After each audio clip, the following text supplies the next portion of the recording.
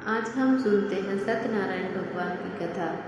एक समय की बात है, नेसीरण्य तीर्थ में सोनिकाधिक 88,000 ऋषियों ने श्री सूत जी से पूछा, हे प्रभु, इस कलयुग में वेद विद्या रहित मनुष्यों को प्रभु भक्ति किस प्रकार मिल सकती है तथा उनका उद्धार कैसे होगा। हे मुनि श्रेष्ठ, कोई ऐसा तप बताइए जिससे थोड़े समय से ही पुण्य मिले और मनवांछित फल भी मिल जाए। इस प्रकार की कथा सुनने से ही हम इच्छा रखते हैं। सर्वे शास्त्रों की ज्ञाता सूची बोले, हे वैष्णवों पूछिए, आप सभी के प्राणों के हितों की बात पूछिए, इसलिए मैं एक ऐसे श्रेष्ठ व्रत को आप लोगों को बताऊंगा जिसे नारद जी लक्ष्मी नारायण जी से पूछा था और लक्ष्मीपति ने मणि श्रेष्ठ नारद जी से कहा। आप सब इसे ध्यान से सुनिए। एक समय की बात है, योगीराज नारद जी दूसरों के हित की इच्छा के लिए अनेकों लोगों में घूमते हुए मृत्यु लोक में आ पहुँचे। यहाँ उन्होंने अनेक योनियों में जन्मे प्रायः सभी मनुष्यों को अपने कर्मों द्वारा अनेकों दुखों से पीड़ित देखा। उनका दुख देख नारद जी सोचने लगे कि ऐसा यत्न किया जाए जिसके करने से निश्चिंत रूप से मानव के दुखों का अंत हो जाए। इसी विचार पर मनन करते हुए वह विष्णु लोक में गए। वहाँ वह देवों के इस नारायण की स्तुति करने लगे, जिनके हाथों में शंख चक्र गदा और पद्म थे, गले में वरमालाएं पहने हुए थे।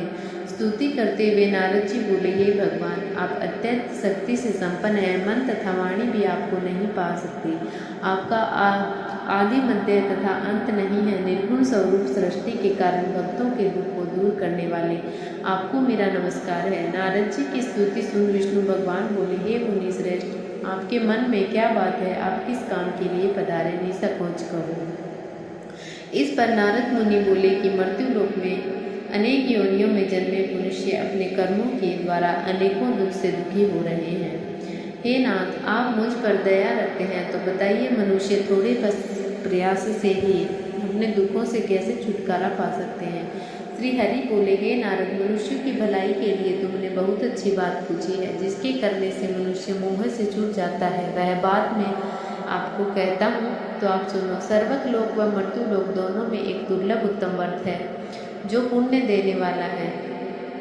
आज प्रेम वश होकर मैं उसे तुमसे कहता हूँ। श्री सत्यनारायण भगवान का यह व्रत अच्छी तरह विधान पूर्वक करके मनुष्य तुरंत ही यहाँ सुख भोगकर मरने पर मोक्ष प्राप्त है। श्री हरि के वचन सुन नारद जी बोले, उस व्रत पर का फल क्या है और उसका विधान क्या है? यह व्रत किसने किया था? इस व्रत को किस दिन करना चाहिए?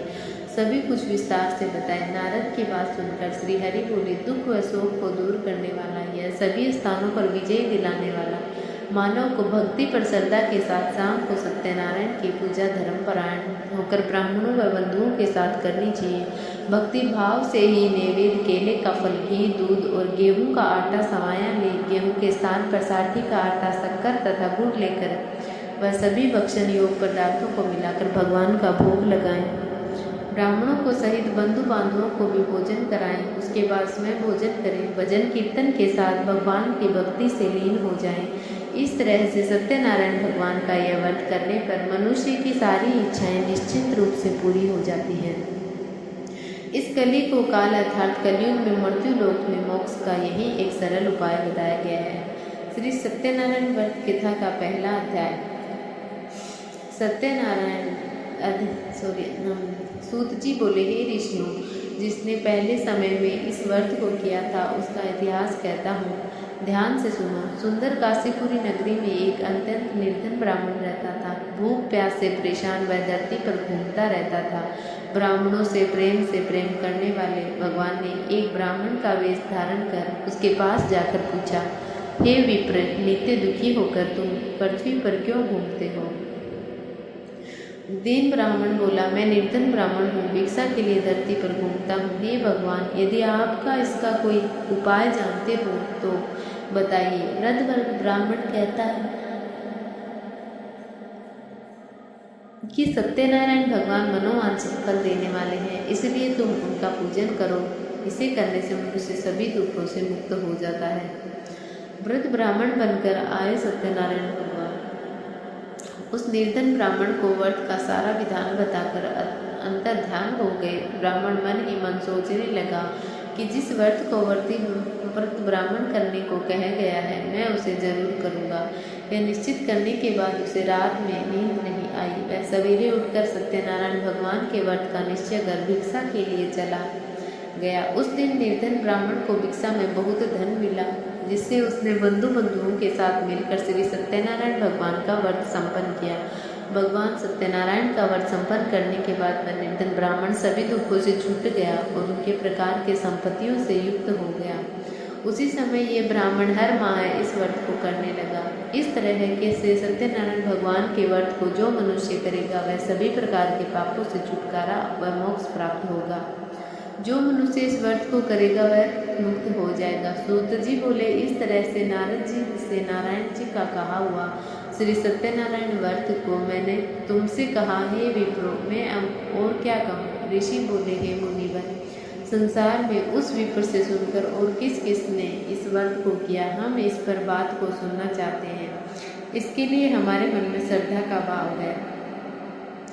सूत जी बोले, हे मुनियों, जिसने इस व्रत को किया है वे सब सुनो। एक समय वही विप्र धन व ऐश्वर्य के अनुसार अपने बंधुओं के साथ इस व्रत को करने को तैयार हुआ। उसी समय एक लकड़ी बेचने वाला बुढ़ा आदमी आया और लकड़ियां बाहर रखकर अंदर ब्राह्मण के घर में गया। प्यास से दुखी वह लकड़हारा उनको व्रत करते देख विप्र को नमस्कार कर पूछने लगा, आप यह क्या कर रहे हैं?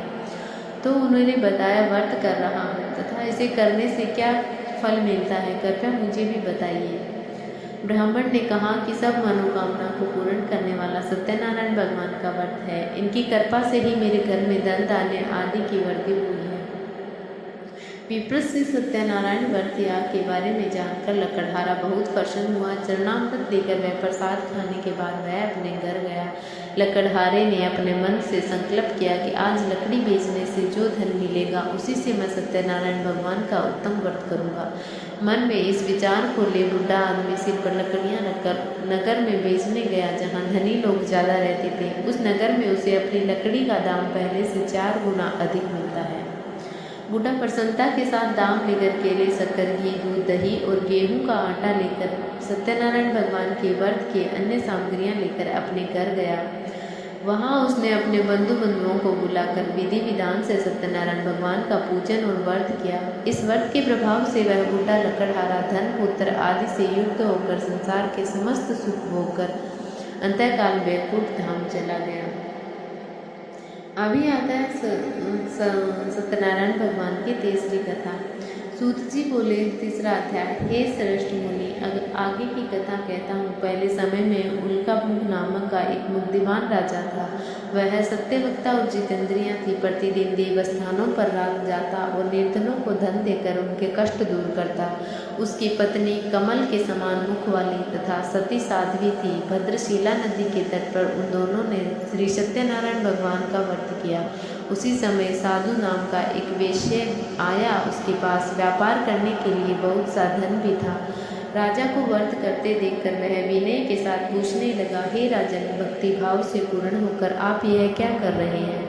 मैं सुनने की इच्छा रखता हूँ, तो आप मुझे बताइए। राजा बोला, हे साधु, अपने बंधु बांधवों के साथ पुत्रादि की प्राप्ति के लिए एक महाशक्तिमान श्री सत्यनारायण भगवान का व्रत व पूजन कर रहा हूँ। राजा के वचन सुन साधु आकर आदर से बोला, हे राजन, मुझे इस व्रत का सारा विधान कहिए। आपकी कथा अनुसार मैं भी इस व्रत को करूँगा। मेरी भी संतान नहीं है और इस व्रत को करने से भी निश्चित रूप से मुझे संतान की प्राप्ति होगी। राजा से व्रत का तीसरा सारा विधान सुनकर व्यापार से निवृत्त हो गया। वह अपने घर गया। साधु वेश्या ने अपनी पत्नी को संतान देने वाले इस व्रत का वर्णन कह सुनाया और कहा कि जब मेरी संतान होगी तब मैं इस व्रत को करूँगा। साधु ने इस तरह के वचन अपनी पत्नी लीलावती से कही। एक दिन लीलावती पति के साथ आनंदित हो सांसारिक धर्म में प्रवृत्त होकर सत्यनारायण भगवान की कृपा से गर्भवती हो गई। 10वें महीने में उनके गर्भ से एक सुंदर कन्या ने जन्म लिया। दिनों दिन वह ऐसे बढ़ने लगी जैसे कि शुक्ल पक्ष का चंद्रमा बढ़ता हो।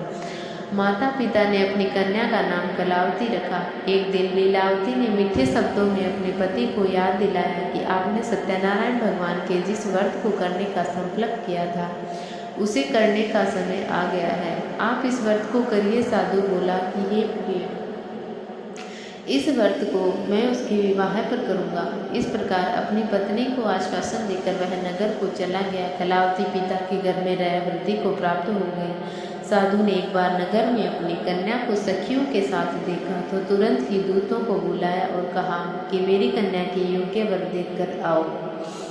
साधु की बात सुनकर दूत कंचन नगर में पहुंचा और वहां देखकर एक लड़की के सुयोग्य वाणिक पुत्र को ले आया। सुयोग्य लड़के को देखकर साधु ने बंधुओं को बुलाकर अपनी पुत्री का विवाह कर दिया। लेकिन दुर्भाग्य की बात यह है कि साधु ने अभी भी सत्यनारायण भगवान का व्रत नहीं किया।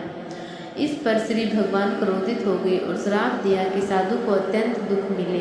अपने कार्य में कुशल साधु बनिया जमाई को लेकर समुद्र के पास स्थित होकर रत्नासारपुर नगर में रहने गया। वहां जाकर दामाद ससुर दोनों मिलकर चंद्रकेतु राजा के नगर में व्यापार करने लगे। एक दिन भगवान सत्यनारायण की माया से एक चोर राजा का धन चुराकर भाग रहा था।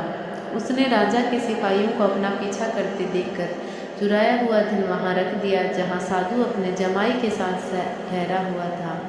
राजा के सिपाहियों ने साधु वेश्या के पास जा राजा का धन पड़ा देखा तो वह ससुर जमाई दोनों को बांधकर प्रसन्नता से राजा के पास ले गए और कहा कि उन दोनों चोरों को हम पकड़ लाए हैं, आप आगे की कार्रवाई की आज्ञा दें। राजा की आज्ञा ने उन दोनों को कठिन कारावास में डाल दिया, जो उनका सारा धन भी उनसे छीन लिया गया। श्री सत्यनारायण भगवान ने श्राप से साधु की पत्नी की बहुत दुखी हुई। घर में जो धन रखा था उसे चोर चुरा के ले गए। शारीरिक तप तथा मानसिक पीड़ा व भूख प्यास से अति दुखी हो मन अंत में चिंता में कलावती के ब्राह्मण के घर गई। वहां उसने श्री सत्यनारायण भगवान का व्रत होते देखा तो फिर कथा भी सुनी। वह प्रसाद ग्रहण कर वह रात को घर वापस आई। माता पिता की कलावती से पूछा कि हे पुत्री, अब तक तुम कहाँ थी, तेरे मन में क्या है? कलावती ने अपने माता से कहा, हे माता, मैंने एक ब्राह्मण के घर में श्री सत्यनारायण भगवान का व्रत देखा है। कन्या के वचन सुन लीलावती भगवान के पूजन की तैयारी करने लगी। लीलावती ने परिवार व बंधुओं सहित सत्यनारायण भगवान का पूजन किया और उनसे वर मांगा कि मेरे पति तथा जमाई शीघ्र घर आ जाएं। साथ ही यह भी प्रार्थना की कि हम सब का अपराध क्षमा करें। श्री सत्यनारायण भगवान इस व्रत से संतुष्ट हो गए और राजा चंद्रकेतु को सपने में दर्शन दे कहा कि हे राजन, तुम उन दोनों वेश्याओं को छोड़ दो जो तुमने उनका जो धन लिया है उसे वापस कर दो। अगर ऐसा नहीं किया तो मैं तुम्हारा धन, राज्य, संतान सभी को नष्ट कर दूंगा। राजा को यह सब कहकर वह अंतर ध्यान हो गए। प्रातःकाल सभी में राजा ने अपना सपना सुनाया कि बोले कि बणिक पुत्रों को कैद से मुक्त कर सभी सभा में लाओ। दोनों ने आते ही राजा को प्रणाम किया। राजा मीठी वाणी से बोला, हे महान बहु, भाग्यवश ऐसा कठिन दुख तुम्हें प्राप्त हुआ है, लेकिन अब तुम्हें कोई भय नहीं है। ऐसा कह राजा ने उन दोनों को नए वस्त्राभूषण भी दिए, पहनाए। जितना धन उनका लिया था उससे दुगना धन वापस कर दिया। दोनों वेश्या अपने घर को चल दिए। सत्यनारायण भगवान का तीसरा अध्याय। सत्यनारायण भगवान सूत जी बोले, वेश्या ने मंगलाचार कर अपनी यात्रा आरंभ किए और अपने नगर की ओर चल दिए। उनके थोड़ी दूर जाने पर एक दंडी वेशधारी से सत्यनारायण ने उनसे पूछा, हे साधु, तेरी नाव में क्या है? अभी वाणी हंसता हुआ बोला, हे दंडी, आप क्यों पूछते हैं? क्या धन लेने की इच्छा है? मेरी नाव में तो बेर व पत्ते भरे हुए हैं। वैसे के कठोर वचन सुनकर भगवान बोले, तुम्हारा वचन सत्य हो। दंडी ऐसे वचन कह वहां से दूर चले गए। कुछ दूर जाकर समुद्र के किनारे बैठ गए। दंडी के जाने के बाद साधु वेश्या ने नित्य क्रिया के पश्चात नाव को ऊंची उठते देखकर अचंभा माना और नाव में बेल पत्ते और देख वह मूर्छित जमीन पर गिर पड़ा। मूर्छा खुलने पर वह अत्यंत शोक में डूब गया। तब उसका दामाद बोला कि आप शोक ना मनाएं, यह दंडी का शाप है, इसीलिए हमें उनकी शरण में जाना चाहिए, तभी हमारी मनोकामना पूर्ण होगी। दामाद की बात सुनकर वह दंडी के पास पहुंचा और अत्यंत भक्तिभाव नमस्कार कर बोला, मैंने आपसे जो जो असत्य वचन कहे थे उनके लिए मुझे क्षमा दें। ऐसा कहकर महान शोकातुर हो रोने लगा तथा दंडी भगवान बोले, हे बणिक पुत्र, मेरी आज्ञा से बार बार तुम्हें दुख प्राप्त हुआ है। तू मेरी पूजा से विमुख हुआ है। साधु बोला, हे भगवान, आपकी माया से ब्रह्मा आदि देवता भी आपके रूप को नहीं जानते, तब मैं अज्ञानी कैसे जान सकता हूँ। आप प्रसन्न होइए, अब मैं सामर्थ्य के अनुसार आपकी पूजा करूँगा।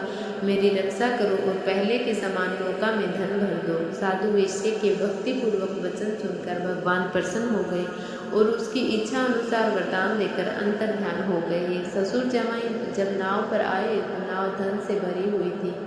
फिर वहीं अपने अन्य साथियों के साथ सत्यनारायण भगवान का पूजन कर अपने नगर को चल दिए। जब नगर के नज़दीक पहुँचे तो दूत को घर पर खबर करने के लिए भेज दिया। दूत साधु की पत्नी को प्रणाम कर कहता है, मालिक अपने दामाद सहित नगर के निकट आ गए हैं।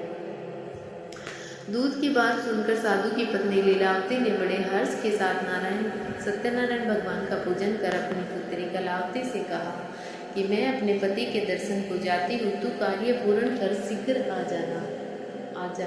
माता के ऐसे वचन सुनकर कलावती जल्दी से प्रसाद छोड़कर अपने पति के पास चले गए। प्रसाद की अवज्ञा के कारण श्री सत्यनारायण भगवान रुष्ट हो गए और नाव सहित उसके पति को पानी में डुबो दिया। कलावती अपने पति को वहां ना पाकर रोती हुई जमीन पर गिर गई।